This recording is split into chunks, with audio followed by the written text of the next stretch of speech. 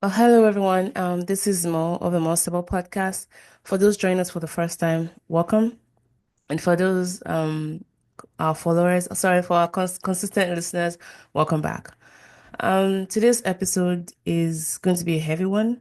So for those who might be mentally fragile right now, just a heads up. Some of the things I'll be talking about is very heavy.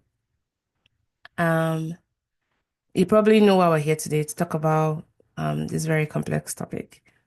Now, to set the tone for the conversation, I should mention that as is my first time talking about this, a lot of what I will share will probably take me by surprise as well, because I haven't quite had the time to sit down to really metabolize everything. I think it's just because of how complex it is, right? I'm going to use that word complex a lot. And so I might shock myself and I might shock you as well. Because I also tend to do this thing where, and I noticed that during my therapy sessions, my therapist, I'm an external metabolizer. Like I internalize a lot of things, but when I say things, I go like, huh. I take the position of both the person speaking and the person also observing the words coming out of my mouth. So that duality, and I shock myself. So that said, it's also a time for me to process a lot of the emotions that have gone into this process. Okay. And for those of you who don't know me, why should you listen to this episode? It's actually going to be a lot useful to people in your lives who might be considering this. And I want to also make this delineation. This is my story, okay? So don't take my episode to go and use as an ammunition against your friends who are trying to conceive, saying, "Oh, this person did surrogacy. You should consider doing it." As a matter of fact, I'm banning you from doing that. Share it open-mindedly, but don't share it as an ammunition because it's been done to us many times. And frankly enough, people know about surrogacy already, okay? Share it as a way to pass information, but not to make them feel like you're missing out on something if you don't do it this way. I feel very strongly about that. Do not use my episode for evil. And God is watching you, most importantly.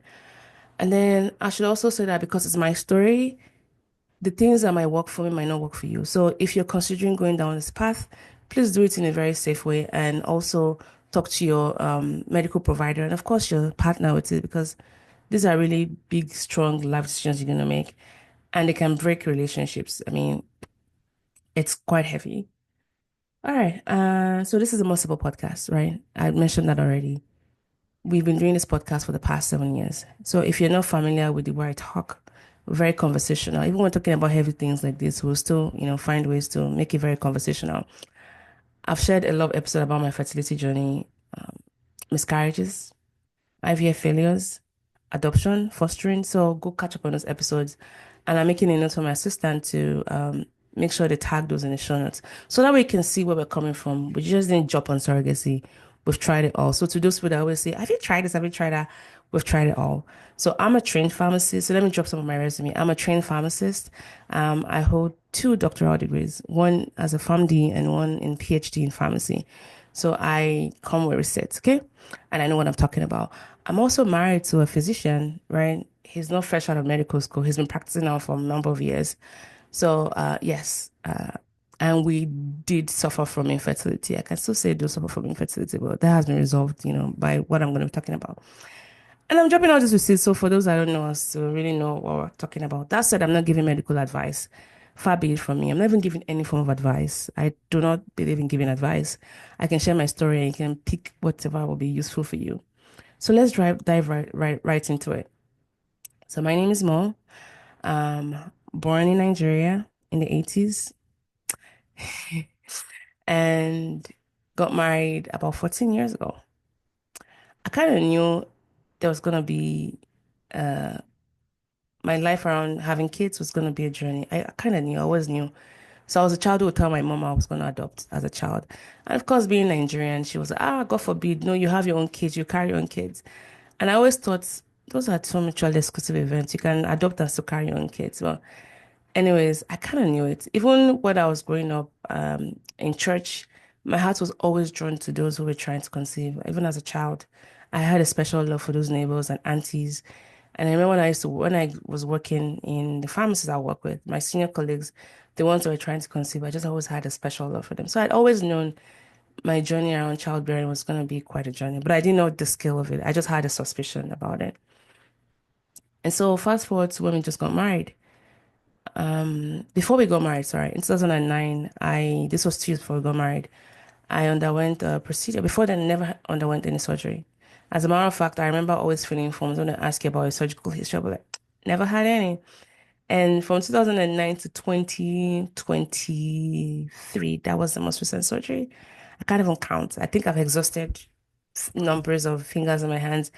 The number of surgeries I've had around, recurring ovarian cysts, fibroids, so many things. And this came with pain. Oh, I saw endometriosis. So take your pick of the litter. And so fast forward 2 years from there, and the gist was after I had my laparotomy for the ovarian cystectomy, was try and get married soon, yada yada. Which I tried. My boyfriend didn't propose right away, and I was like, calm down. It's just ovaries, okay? Calm down, calm down. But we got married 2 years later, and 1 year into the marriage, which they define as infertility, constant sex without pregnancy, you seek your doctor, which we did. I was 20 something. And I'm putting all this timeline so I can share. But I'm not going to go into details because I've talked about this ad lib on other episodes. So go catch up on those ones and we'll tag them in the show notes, which we did, given how proactive we were. It wasn't quite easy because I was in grad school then. Yeah, did I mention that? Yes, I was in grad school. So I went to see the doctor, and, the biggest regret there was I let them do that thing where they go, oh, you're still young, you'll be fine. I didn't feel like they were very aggressive with me. And I think that also boils into the culture of medicine. I bet if I was in Nigeria versus being in the US and having more culturally competent providers, I probably would have had better care. I was in Texas, Austin to be specific, where you didn't have a lot of, they were good at what they did, but I didn't think I had culturally competent care. And that's just saying it the way it is. Now that I know what I know. And so we tried again. I had to go through another surgery while I was in grad school because I was having fluid being built up in my pelvis. What had happened was after my laparotomy, which is where they kind of cut you open like a cesarean section and take out all the cysts. These are like tumors, but then benign tumors. They're not cancer-causing tumors around my ovaries. What had happened was that I started getting scar tissues and fluid started building around my ovaries, which made it very hard for the sperm to go through. So it kind of polarized the environment. So they had to drain it, and they were like, and they put like an anti-adhesive film over it that it was going to dry up, and I could try, we could try again and see if that was going to help. It didn't help. So the next step was IVF straight away, not even like IUI or anything like that. It was IVF. We called our parents, let them know. They sent some coins. This was when Naira dollar was still good. I think I was like 90 to 100 Naira to a dollar then. This was the good old days. Sent some money. We did IVF. I got about, say, 17 eggs extracted then. And by the time they did all of their subtraction and addition, the ones that were going to give the best yield of embryos with the sperm, we ended up with about 10 embryos or so. Yeah. And I did a first cycle, fresh cycle, they call it, implanted with just one, didn't get pregnant. And then that was very devastating. I remember just crying on the bus. I got the call from the nurse on my way to classes. It was a Friday afternoon. You do that 10-day wait or 14-day wait, I don't remember. And I remember just bawling in the bus, and people were sitting down beside me. Nobody even came to ask what's wrong with you again. I'm just dropping all these nuggets to show you this kind of obodo yimbo living that happens to us sometimes. And I felt like the world was just over then. Felt like a failure, like colossal failure. So we tried again 2 years later, I think. Again, these things weren't cheap. We're paying out of pocket because my insurance didn't cover. I lived in Texas, which was a red state. So for those who are not familiar, we have what we call red states, blue states, and purple states. They're just, geopolitical zonings. Red states tend to be more conservative. They don't believe in helping with fertility, care. So I had good insurance, but it just didn't cover IVF. So a lot of that was paid out of pocket. Imagine paying $10,000 as a grad student. So all of my fellowship money was saved, was scrimped to like, do all of that. We tried again the next year, got pregnant, yay. And then this was 2014. Got pregnant. It was also the time I was getting my master's. I was still in a PhD program, but I did a master's along the way. And 7, 8 weeks into it, I think I was about entering the second trimester or so. I had a miscarriage. Was it? No, it wasn't second trimester. It was 8 weeks. Sorry, I was entering the 8 week. I was due for that next ultrasound. I had a miscarriage. It was on the first week of May, and I bled so much. I thought I was gonna die. I thought there was no way. And this is coming from someone that has a heavy period. So for me to say I was bleeding, like I was dying, it was a Saturday. And I remember calling the nurse. They give you a number for a nurse to page for an on-call nurse. So I called her and she sounded so chill, like, you know what? You can go to the ER, but you're probably you're gonna pay a lot more for that. I can just tell you that it seems like you've had it fully evacuated. Just, rest and I rest. Like I'm going crazy over here. Like it's like, well, the earliest you can come is on a Monday, but you can go to the ER. I'm just telling you what to do. So yeah, lost the pregnancies and life was never quite the same again. It took me till December to really mourn, like cry about that. We tried again, didn't work, tried again, didn't work with all those frozen embryos. And then in 2018, we decided to put in the last ones. I got pregnant. So yay. And I was in Ireland. I had a miscarriage there. That was just the last time I ever got pregnant. So that was about 7 years ago. So if you don't know me, I I'm a type triple A, very driven. I get things done, very efficient. And I'm a bit of a control freak too. I like getting things done. Don't tell me your dreams because I'll make sure you achieve them. So just imagine how everything on the surface looked perfect, but there was just this gaping hole in my life. I have no words to, capture what it's like to be on the journey trying to conceive. So many nights I cried. I remember the very first miscarriage. I cried so much that I think I burst my eardrum. I still have ringing in one of my ears till now. Um, there's a pain that comes with that no one quite understands. Not even your loving spouse or your sacrificial mother. No one quite understands what that is like. And so for so long it was just like that. So 2018 was the last IVF experiment. I did go through what you call a mock cycle because I moved from Texas to Oklahoma and I did find a fertility center with a doctor that was it seemed to border more on culturally sensitive, not competent, but sensitive care. Like he kind of knew what he was doing. And he had a suspicion that my receptivity to progesterone might be responsible for my pregnancy losses. So I was going to do a mock cycle to kind of like see how much progesterone I would need to support the pregnancy before we did like another one. So we tried that. That didn't work at all. This was smack dab in the middle of COVID. And to show you how far my mind had gone since then, after I got the call from the nurse's office, I just went into the fridge, um, got my wine glass and my wine cubes and poured me a glass of red wine and I crossed my leg and I drank it. I was like, if I'm not pregnant, at least I can have wine now. And that was that, right? Before then, I had talked about fostering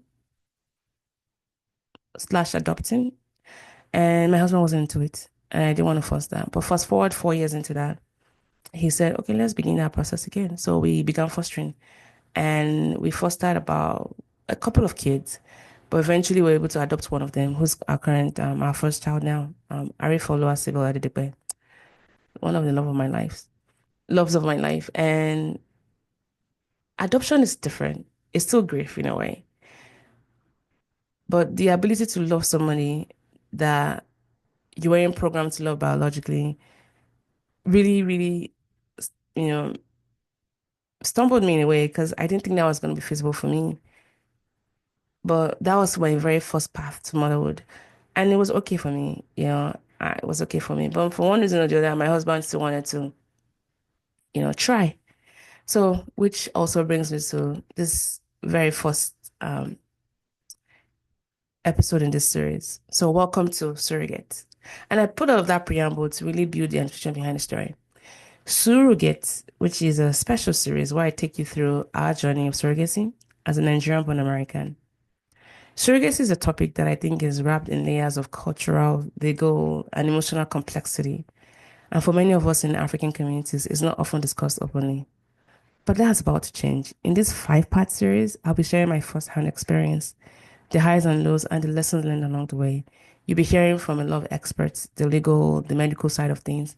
And hopefully we're also trying to get a surrogate on the podcast to talk about their own experience and why they serve their surrogates to commissioning parents. So now, why do we call it surrogate? Well, it's a plain words, combining surrogacy with suru.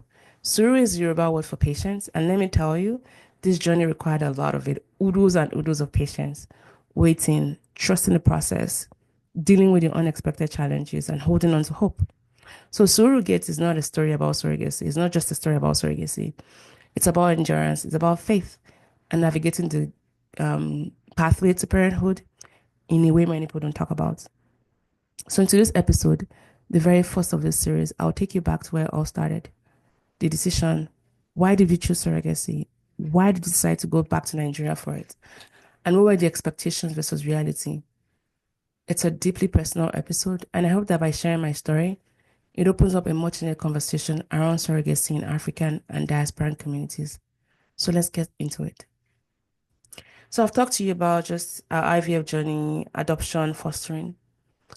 And then 2021 came. This was a year before we finalized the adoption of our daughter. She was a foster. So foster is like you haven't adopted them, you're just temporary parents. And the US has a system they have in place, you know. We decided to try surrogacy. And so we compared the cost between Nigeria and the US. I mean, Nigeria was accessible to us because we're from there. You know, he trained as a medical doctor in Nigeria, I trained as a pharmacist. And so we are very aware about the medical landscape of that. And we also have our families there. So it wasn't it was a no-brainer to kind of do that comparison. The reason we also chose Nigeria was it was cheaper, a lot cheaper. So in the US, you're looking at between 250 to about $500,000, depending on the complexities around, you know, all of that. And so what we did was we tapped into our network of medical professionals to kind of narrow down to doctors and hospitals who were legit and who had the results, they were result oriented, but also a team could work with, given that we're not going to be in Nigeria with all of this. So it's very, very important that the people knew us and knew about our story. So what that entailed was that we narrowed it down to about five doctors, and I did that thing of sharing them my medical history. The reason we decided to go with the doctor we went with was a couple of reasons. He came highly recommended by one of our very close friends. So shout out to Basalami, a nurse. And she had worked with him in some capacity and spoke highly of his ethics and just that he was very result oriented. And also, I remember when I was talking to him, it was about the only doctor that I felt like he had read through my history. Like he actually read through everything I sent to him. Because for the first time, I was hearing that all the surgeries, remember I told you about the number of surgeries I had that, you know, I'm exhausting two hands, right? He made it known to me that all the surgeries I had done around my ovaries, you know, every time I'll have like, I was just going in and out of surgery. If I were to strip for you, which I won't want to do, I have a lot of holes, you know, from those robotic laparoscopies they would do to like, you know, drain the cyst in around my ovaries to kind of like relieve the pressure and relieve the pain due to endometriosis and ovarian cyst. And he said, did anybody talk to you about freezing more eggs before you were doing all the surgeries? I was like, no. So my AMH level, which is my anti-Mullerian hormone, which is a proxy for just your egg quality. So the moment a child is born, they'll have the most number, a female child, sorry, they'll have the most number of eggs they'll have in their lifetime. So I hate to use example. Arife has the most number of eggs she'll ever have in her lifetime. And the older she gets, she's losing, you know, some of that. But it's also age dependent. So you look at your age group, like between your 30s and 40s, you should have this number of eggs. My levels were that of a 60-something-year-old woman. And because of the hormonal changes and also because of the surgeries. So every time they would scrape and, you know, save my like my life from all of the effect of ovarian cyst, it was affecting the quality of my eggs because my ovarian lining was, you know, being almost like being shed away. And no one ever told me that to freeze my eggs. So I paused here to say, please, if you are kind of like me, if my story mirrors yours, have that conversation with your doctor about whether you need to freeze your eggs or not. I'm not going to outrightly say go freeze your eggs. Again, I'm not giving medical advice here. This is not a medical podcast. I do not have the degrees for that. Enough degrees for that, sorry. So, and again, with the history of endometriosis, stage 4 endometriosis with ovarian cyst, and just recurring pregnancy losses, it became expedient to outsource that process, right? So it wasn't something we jumped into lightly. It was a long road of contemplation, research, and deep emotional processing. So it took about 2 years from that first conversation with the doctor to really say, okay, let's get into it. And so the question would be, when did it become a serious consideration? I'll say for a long time, I believed that if I just kept trying, I'll be able to carry my own child, to term. Like many women facing fertility challenges, I really clung to that hope. But after a lot of attempts, and sincerely, I realized that you just have to be very real with yourself. Because every time, oh, I also ended up getting a gynecologist just for my gynecological issue. I didn't have that. So again, I pause here to say, if you're trying to conceive, there's so much pressure on, getting a reproductive endocrinologist. You need to have primary care provider as well. That can be a primary care doctor, a family physician, or internal medicine, or a gynecologist. I did not have that.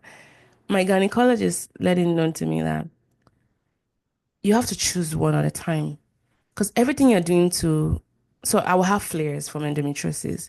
And to stop my flares, whatever they'll put me on will prevent me from getting pregnant. So like birth control pills, or the time they put me on Lupron, and which is like Luprolide that made me go crazy. I had um menopausal symptoms, dry bones, like I was dry everywhere. Like my bones would ache. And that would kind of like put a freeze on your ovaries from releasing eggs. So it's like if I decide to pause that process and try to, you know, get pregnant, I was putting my life at risk because endometriosis is no joke. It hurts a lot. So she was like, you need to choose what is priority for you every time you're thinking about that. Because whatever you're doing to stop your endometriosis is going to prevent you from getting pregnant. So again, make sure you establish those points of care for women like me. You need a primary care provider that knows your history and can carry you through that journey. So, surrogates, right? Now, as we dug deeper, we realized that it was gonna be a viable and meaningful option for us. We had considered adoption, as you know. I talked about my daughter, who we gave to adoption, right? And so that was just why it became something we wanted to do. And I wasn't 100% comfortable with the idea of doing it in Nigeria because the more I talked about it, the more I did my research about it, I realized that there were some human rights issues at stake, especially with the surrogates. My mouth was left agape by the time I was done talking to the doctor because we had to, after we did the virtual consultations, we made our way to Nigeria that year to visit his clinic and just sit down and just talk about, okay, what does this entail? What are the timelines? Let's establish some, expectations.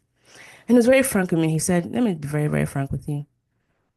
There are no strong laws that support the right of surrogates in Nigeria. And unfortunately, the model they use is not quite robust. And the way I can describe it is, you know that model, house help model, is how they do it. There's an agency or agent that serves as the middleman between the clinic and the surrogates. The agent gets the money, and if they are very nice, they will disperse quite a chunk of it. Some of them don't. They just toss pennies to the surrogates. So imagine someone going through that pain of carrying your child, not eating well, not having proper accommodation. Tell me, in what kind of environment? If you think about the latent phase theory, where in utero, like stress can be transferred from the mother, anyone carrying the child, I call her mother because that person is the mother, to the child. That messed up with me. I was like, I can't in good conscience, be a part of this problem. I cannot in good. So I had a lot of questions. He was like, sadly, that's how it's being done here, and that he's not gonna lie to me. So that's why it took me 2 years to like come back to that whole position again. Like, what do we do, and how do we circumvent this whole issue, which I'll talk about in subsequent episode because we did make some changes to our surrogate, how we did our surrogacy. Um, so the first emotion that came with considering surrogacy was more of just resignation. I felt like a failure really because it's like you can't even do this much by yourself, right? Um, but there was also some protective factors in fostering my daughter and eventually adopting her. I had to be in therapy for that. Heck, I'm still in therapy. But knowing that motherhood, the path, and I thank God for her because if I can bond with a child that doesn't share a trace of her, although people say she looks like me and behaves like me, which I'm like, no, she's She's a far better person than I am. Um, if I can bond with a child, I love her so much. I would literally live my, I mean, I love my husband, but some things I can't do for my husband, I can do for my child. Like I would lay down my life for her in a heart. Don't even ask. Like I would do it. You want my liver, take it. You want half of my brain, take it. And this is somebody that didn't go through my stomach, just went through my heart. How much more a child that, you know, you're going through this process for? So that for me was like, okay, you know, maybe it's part of your story. Like you can always call it as one of your fun facts, right? But there were a lot of questions I had, which should be normal, right? Um, and then in many African cultures, there's an expectation that you should be not carrying a child yourself, right? That blood connection. And so it's okay to say that surrogacy is often misunderstood or viewed with skepticism, and this made our decision even more complex. But we know that we had to focus on what was best for us because, if anything, we've never walked the um, normal path. But we told our family members, and I'm sure by now they're just like, this will just do what they want to do. They've been very supportive with the adoption, so it was a no-brainer. They were just like, whatever works for you, we'll support you anyhow. So the first people we told were our immediate family. They were very supportive. I didn't have anyone that was dismissive, but I understand that some might be dismissive. And if that happens to you, again, it could be their way of just how they understand the world. So do what works best for you. Not everyone will be on board. We didn't have any problem with that. And they're even within the medical system, and I'll talk about them in another episode. So yeah, I'll save that for later. But yeah. So again, we you have to be very prepared for just so many things that will come your way. So here's how it works. When we decided to go, we signed MOU with the clinic, and we chose that clinic in addition to the doctor that we're going to be working with. They offered like the totality of the package, so legal work, which you need to establish beforehand. They're also going to help us find the surrogate, the agency to work with. So all of that was just taken out of our hands. We just had to pay for that, and they were going to do all of that. And we also used that time to collect the samples they needed, for the embryos and all. And I'll say, yeah, like, so you're looking at cost, you're looking at legal considerations and cultural familiarity. Those are three things that made us choose Nigeria. Now, find those trustworthy clinics and be very extra cautious about legitimacy and ethics. It might not be applicable to everyone. Some of you might just want to get your babies and just, go home. If that's you, you can skip this part of the episode. For people that want to do things right, it's very, very important that you establish that there's no way you're gonna get. I want to sleep well at night. I want to know that I'm not part of a problem. That even though the law isn't there, doesn't mean that I should just do things in a very slobby way. I want to make sure that when history is being told, I did right by everyone that came past, like whose path came out, whose path, crossed mine, right? So I would always talk about the surrogates because they've given me the greatest gift I couldn't give myself. Not even for all the money in the world. I couldn't do this myself. So our surrogate to me is like an egg, like a precious egg that I'll always talk about in the best of lights because they laid their life literally down to give me something that I could never give myself. So you will never hear me bash surrogates here. Whatever their motivations for doing it, that's a different story. But I would never talk down on surrogate or look at them as less than, right? And then another layer of why you want to do things right, if you're like me, so being American citizens and having a child abroad. So as you know, the US confers citizenship two ways. Justly, which is on US soil. So any child born in US soil is automatically a citizen for the most part, if the current administration doesn't change that. And then just sanguinis, I think, which is by blood. So basically, if one parent was a citizen at the time of the child's birth, during some determination, because we're not born in US soil, you have to notify the nearest embassy and they make that determination. So we had to go through that. And they want to see all of your paperwork. When did you start thinking about surrogacy? All the paperwork you signed. I cannot talk about the importance of keeping those paperwork. I have a folder on my computer that had all the paperwork, the timelines, when was the sample collected. They want to see how that matches your passport. So keep your passport. So I've had a name change, and because I travel a lot, I go through passport, like, notebooks. Keep all of that. They want to see all those timeline, all those stories. So I'm sharing all these tips now because they're going to be very, very useful for you. And the conversation with the clinics. Why did you choose this clinic? Why Nigeria? Why surrogacy? Did you know the surrogates? What agreements were in place? Yada yada. So all those things are very, very important. So we started the process in 2003. Um, we found us, the hospital found us a surrogate. They started, implanted two embryos, and we got pregnant. Yay! And I won't lie to you, when I heard they were twins, I was super scared. Like the fear that gripped me, it was insane. For someone who's been trying to conceive, and all of a sudden you're afraid of babies, like it's like anti-pick a struggle. Like you cannot be saying you want kids and then you're having twins and you're like the anxiety. So we also, oh, the clinic we worked with, they had a WhatsApp group chat with, we assigned a nurse who was like our point of care with the surrogate. They'll provide the antenatal visits, the how the surrogate is doing, and another thing I'll give credit to this doctor was, in talking to him about the ethical issues surrounding surrogates in Nigeria, he was like, you know what? What if you did it this way? Because you had a lot of concerns that are valid. In addition to whatever you're paying the agents, and they might not pass a huge chunk to the surrogate, what about sending extra, I think it was 50,000 naira, which was not a lot, you know, and I would have done more, which we ended up doing more anyways.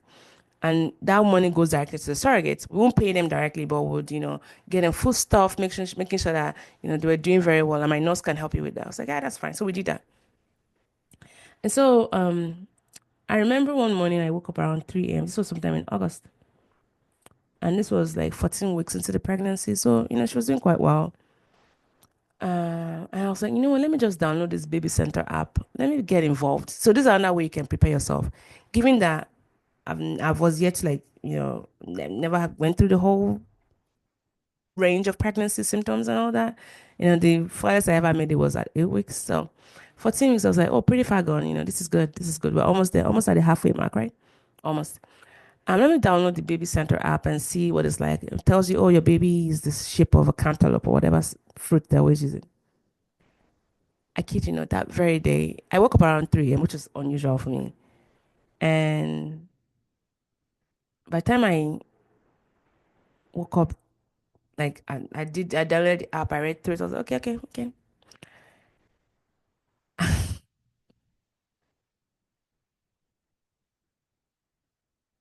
That same day, uh, we lost the pregnancy.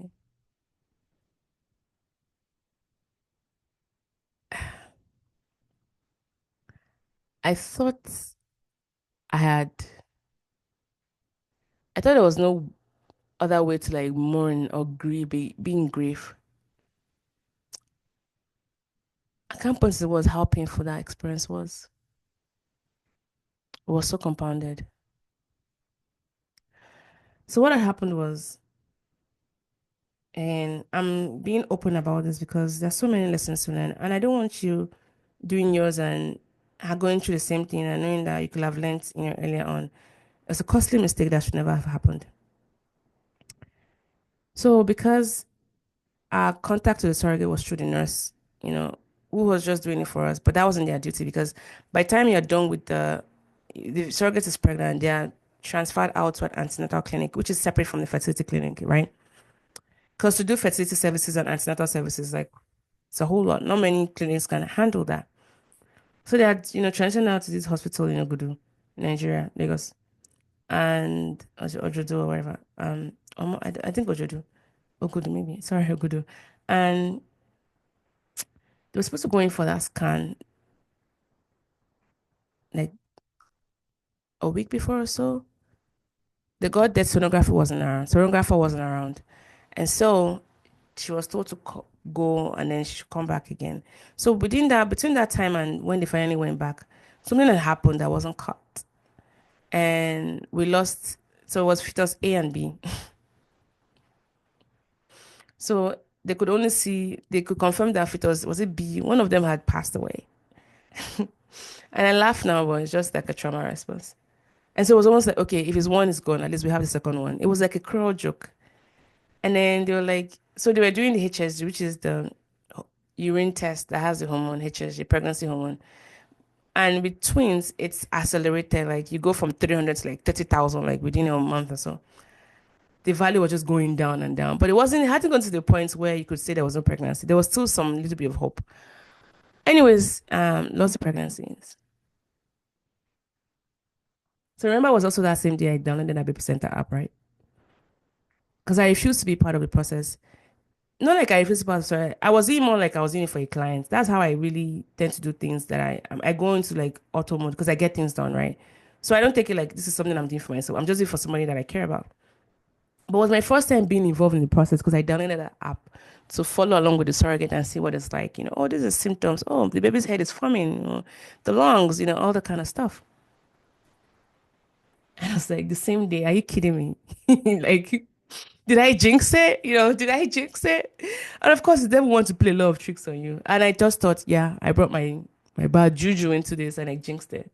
And for the longest time, I couldn't even tell my husband about this part. That it was me. It was my bad karma. I don't know. I don't have any bad karma. I haven't wronged anybody in my life that will be out to get me like this. I hope. Right? Okay. So, um, yeah. So, and of course, you heard things like maybe the surrogates, did something intentionally to lose the pregnant. Like, calm down. Like, one, no, no, no, no, no. I refuse to hold on that line of thought. I refuse to hold on that line of thought because it's not even in their best interest to do that. Number one, they will no longer be useful to that agency. And I've already established that, okay, I didn't talk about this part. People that are doing surrogates in Nigeria, the surrogates, there's a classism, there's a social class in the sense of the well-to-dos and the not so well-to-dos. There's a gap. So you see a lot of surrogates, they have low educational levels. Not all of them, but that leaves a lot of room for exploitation, which we have to address, you know, and a lot of them don't even know what they're getting into. That they might die in the process, or they might develop sepsis, or even lose their own ability to have their own kids in the future. Now, most surrogates, they want you to have had a child before you do surrogacy. So tell me why anybody in their sane mind want to go through that process and then end up jeopardizing that, lifeline for themselves. So I refuse to believe that this person did anything intentionally to harm the babies. In my grief, which was worse than the grief I've had from my own personal loss, like mourning the grief of my own pregnancy losses. This was far more complex and far more perfect. I cannot put into words the process, what it was like for me. I wrote her a letter and I sent it to the nurse and let her know I thank you for what you've done so far. I don't blame you in any bit. As a matter of fact, I honor you for this thing you've done, and I feel so bad that you have to go through this whole experience by yourself. So my heart goes out to you, and I'll keep praying for you. I still remember her name. I just can't mention her name. And I let her know that I don't blame her at all. I remember that at 14 weeks, this is like almost fully formed, right? So she had to go through a DNC, which is a procedure in itself. So talk about trauma. And then we sent her a little bit of money. So I was like, you know what? People talk about surrogacy. That was our very first experience. We lost our twins at 14 weeks.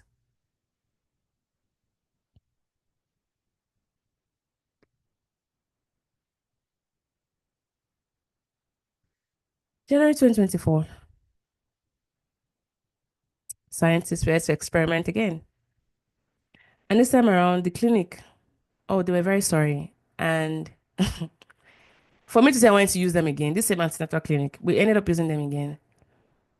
And it came down to, so we had to find another surrogate. And where she was living at that time was actually going to be quite good for her to be in. So what changed between the first and second one? A lot of things. One, I reached out to my friend Tammy. So shout out to Tammy Oshawa. Temi was the reason I started this podcast, by the way. So she's one of the most influential people in my life. And she was like, I'm going to introduce you to Busola. I knew Busola. Busola and I went to, Busola, Temi, and myself, we went to Idiraba together. Luth. They studied nursing, I studied pharmacy, but we're in the same circle. It's like, talk to Busola to help you out. So I talked to Busola. Busola was like, oh, how about we do it this way? This time around, let's try this. Why not pay for the service of a midwife to serve as your liaison between the surrogate and yourself? She will know about the midwife will go and see her, take her, like, establish that point of care. So that way, the nurses that was doing it for us, that'll be taken out of her. But this person will pay for her services. She'll call on the surrogate, check on the surrogate, befriend her, like be like her paddy, and we should all set up a WhatsApp group, which we did. So April of 2024, we set up a WhatsApp group with myself, Busola, Chidima, who was the midwife, and then my husband. So four of us in that group.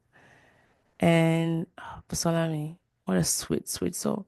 I said that to say that I know this is quite a difficult thing to do, but you can't do this alone.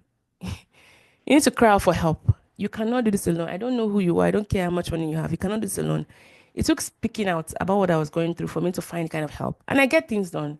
Even my capacity, you need a village. You need people to surround you, people that will take your battle for you. Busola went to war for me. Busola me, she would call me.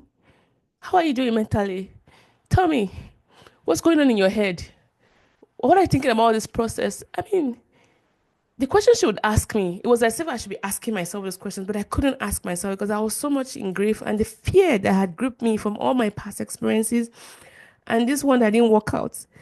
It's like she really says she tries surrogacy. You tried it and you're not getting the result. Like maybe something is off with you. But so I would tell me, don't think like that. Don't think like that. It's gonna work. It's gonna work. So I want to encourage anyone listening to this. It's okay to have those fears, but you can't let them hold you back. You have to be firm. You have to, approach it thoughtfully, prayerfully, if you're into that kind of thing, which we are, and have your people that will go to war for you hold you tight. So what Chidima would do was we paid for her services. She went to meet the surrogates, told them about us. She doesn't know, surrogate doesn't know who we are. And so there are different kinds of surrogacy in Nigeria, in the world. Sorry, 1 second. So there are different types of surrogacy. Um, for us, it was very important that we did things, do things right, not trying to get rid of our pain point at the expense of somebody's life, right? So what Chidima would do was we got to know a lot about the surrogate, beyond her just, what was her reason for doing this, but what's her family like? Does she have kids? Is she married? She had kids. So we knew about her kids. What does she, what would be the most helpful? How can we support her? You know? And I should say that this was a very wise decision for us to have done it. Because you living abroad, you don't know a lot about what's going on in Nigeria. And I'll be frank about this, you might be at risk of being exploited when you want to do things the right way. So it's very, very important that whatever I was thinking of as, can we do this for this surrogate? Let me call her Jane, which is not her name, by the way. If we wanted to do this for Jane, what do you think about it? We're like, oh, don't do it that way. How about we did it the other way? And their suggestion, Bosolami and Chidima's suggestions will end up even, yielding better results than my original idea. Even though I had the right intentions, but the execution of it coming from my diasporan thinking wasn't going to be very, it wasn't going to be a good fit for the way things were done in Nigeria. And I didn't want to set like a very bad precedence. Like I was just throwing money at the problem. So that was one of the reasons why it's very good to have a liaison. And of course, because I'm using a professional, I needed to pay for her time. So it wasn't a lot of money to pay for Chidima's time. But what she did was she would take the surrogate to all of her appointments. Got to know her, would check in on her. We put her on premium meds for the antenatal clinic. And I'm listening to all the steps, not to show just how, nice and good we are, because these are things you can do to support your surrogates, depending when we have better laws in place. Because remember, these are people that are mostly not very educated. They need the money. They are very desperate already. And I hate I'm saying this way, but that's just the reality of things. So how can you, with the means and with the desperation, how can you further not cause harm to these people? These are the things we did. And I hope that people can do better because there's so many things we could have done. Again, knowing now what I know, there's some things we could have done better. And we paid for antenatal, sorry, everything was paid for, but we paid for drugs, like only the cheap kind. As a pharmacist, I knew where to source like the original, like, authentic brands to use, even post-pregnancy. Because again, once she's done with the babies, she might be having like, milk formation and all that. How do you do all of that? Won't care because she's going through cesarean section. One big thing that we did was therapy. Therapy, paid for sessions during pregnancy. After pregnancy, she still had one like done last week. So again, having that in place to really help her, be good. That's some things we did. We paid for accommodation. So the way things are done in Nigeria is you have to pay 2 years upfront. So we supported that heavily. So that way she didn't have to worry about that.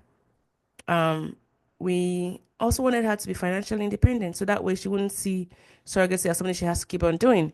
Because believe it or not, even though they have a money they cash out at the end of the day, by the time they are done, like a month after, most of them have spent that money because it's not a lot. It's not like they're rolling in dollars. It's not a lot for the things they've gone through. So we wanted her to be financially stable. So that involves coming up with a business plan, something that could thrive. She could, that could help her, so feed her family and gain, financial independence. So that's some of the things we did for our surrogates. Again, I'm sharing this not because I'm trying to, blow our horns. Maybe it was my way of just getting rid of the guilt I feel that I'm capitalizing on somebody's weakness to get my own results. And I can still admit to that fact that yes, that was us capitalizing on a weakness in the system. That said, we wanted to also make sure that she was getting something above and beyond what the agency was paying her. And trust me, and we also sent in addition to everything, we sent like additional money every month for her. Um, while she was in the hospital, you know, we ordered food. Like, it wasn't a big deal. When I was coming to Nigeria, from the US to Nigeria, got her, some things. And for her kids, I got to know about, the ages of the kids, a bag full of stuff, like things they could need for school. And just, wasn't a big deal. Just doing all those things to let her know, hey, and I wrote her a letter. Like, I honor you. You will always be part of our story. You don't know who we are, but we know of her. I know who she is. I know of her, right? And so that was just our surrogacy experience. And November, we had a boy, and it was hard. The hardest part for me was just connecting because up until that point, it was just a lot going on in my head. Like, and I was also going to Nigeria with my older daughter, and everyone was going to be there. I was happy about the whole thing. It was something joyous. Just don't get me wrong. I mean, his name even has joy in it. And it was Dot's name because, you know how I say, my parents named me after money because I think that they needed money, even though they say it's not money, it's wealth, whatever, potato, potato. He was named Joy because I realized that it was something I needed. The way my daughter was named after love, because, you see how you have to just think about how God loves us. So it took a while to feel that joy. Heck, I had to borrow some from my daughter because she had like the purest expression. Her reaction, we kind of talked to her about it. Maybe I should even do a separate episode on talking to your 5-year-old about a baby brother was coming, but mommy didn't have a bump. But she would see us setting up crib and buying stuff and talking about baby. And she's like, Mom, when is the baby coming? When is the baby coming? When is the baby coming? So we had to like explain. And good luck trying to explain to a 5-year-old. So when we went to the hospital to go get him, oh my gosh, the look on her face. That's my brother. Like, and then my nephew had whipped out his phone to take a video. I was like, don't take a video of my brother. Like, the way she just is into that role. I looked at her, I was like, wow, I want to be that way, like childlike. So it took a while. And I say that to say that it wasn't because I wasn't happy. Again, maybe because of the experience that I've gone through. And it dawned on me that in all of my years of praying to God for a miracle, one thing I forgot to ask God was, when that miracle comes, let me be able to sit in joy. I didn't have it. My heart had been so calloused. I'd grown hard. Like, you know how the Bible says in Ezekiel 36, taking a heart of stone and giving a heart of flesh. I needed that. Like I was like, there was nothing there anymore. It's been what, almost 14 years of waiting. Like there was nothing. I mean, my head could connect to the fact that this is your son, but it's like, is it like truly? Like, where's the joy? There's nothing there. It took a while. And I felt badly about it. But then I had to tell myself, this is my story. And I talk about this now, not as a way to shame myself, but just to explain to you that that was what happened to me. It took a while. But slowly just seeing him smile and being involved in okay, I had my mom and my mother-in-law in the house with me. So good luck trying to get a time in. But no, they were very, very helpful. Bathing him, which I did a few times because my mom and my mother-in-law, they were always on top of things. Feeding him, burping him, holding him, singing to him, knowing a little bit about his personality. That has been ways to kind of like get that. But then he would smile or he would, follow you through the room. Like he's recognizing voices now. So yeah, I'm gonna stop here for now. But in the next episode that I would do as a monologue, I'd like to talk about preparing for the interview process. So again, I talked about the US citizen pathway, right? We're US citizens now. How do you get your child from Nigeria to the US? That's a lot. There is a lot that goes into that process. So I'll talk about that in the next episode. But because I have talked a lot on this, I'm going to pause for now. I just want to say that it's a process that will change you. Um, Adjusting to life post surrogacy has really been a lot of emotional shifts, societal reactions. Oh, good God. Now we're in Nigeria for 2 months, which again brings me back to people say, oh, you moved to, I didn't move back to Nigeria. So here's why we had to go back to Nigeria because of the baby. I'm trying to get his passport so he could fly back with us. So suspense over, right? So while we're in Nigeria, we had taken for his, vaccinations and then circumcision and all that. We believe in vaccinations, we believe in, and circumcision, we believe in. And he's a good eater. We got him on it. I wasn't going to breastfeed. I didn't want to breastfeed. Now, if you want to breastfeed, there are a lot of options available to you, and they have drugs and procedures for that. I just don't want to do any of that, my personal choice. But then when we take him to the clinic and they would weigh him like, oh my gosh, he's such a healthy boy. Like, is he on breast? I'm like, no, formula. Formula, why you not breastfeeding? I'm like, and this are nurses asking, I'm like, cause like you should, and then almost like shaming you for using formula. I'm like, please, I will refuse to be shamed. People that give birth through CS or labor, you guys, or natural delivery. I'm not even saying natural because I don't like natural delivery. CS or vaginal delivery, you guys will shame them. Now, shaming me for formula feeding my child rather than, breastfeeding. Do you know that not everybody can breastfeed, even if they try? So, anyways, you have to become patient and more understanding and of yourself and knowing that not even this whole choice is not everyone that can, be in support of it. And yeah, so again, this is just the beginning of our story. In the next episode, we hope to dive into just more of the logistics, the surprises. And before I go, I just want to say that remember that surrogacy is, or surrogacy in this part, you need to be very patient. And every journey to parenthood is different. And there's no one right way, right? Whatever your path that is in front of you, that's your path. You don't have to explain why.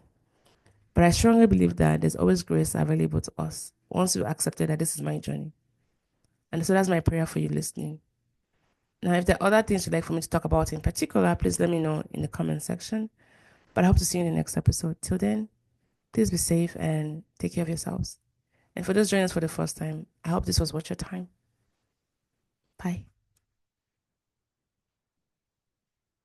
Oh yeah, follow us on Instagram, TikTok, Facebook, the podcast episode on major platforms, and we'll link all those other episodes on fertility. And of course, on our website, www.mosibyl.com.